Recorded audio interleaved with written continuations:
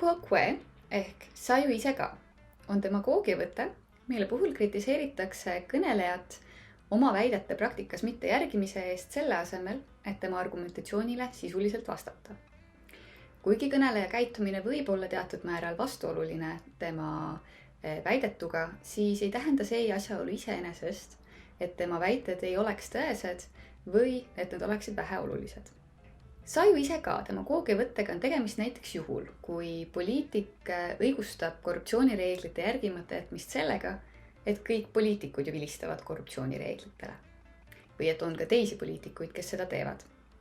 Samuti on sa ju ise ka demagoogiavõttega tegemist näiteks juhul, kui dopingut tarvitanud sportlane õigustab oma käitumist sellega, et teised sportlased ju teevad ka dopingut, miks siis mina ei või. Kuigi ka teiste inimeste käitumine võib olla taunitav, siis ei muuda see olematuks legitiimseid põhjuseid, miks me oleme ühiskondlikult otsustanud, et korruptsioonireegleid peaks järgima ning et dopingu kasutamine on keelatud.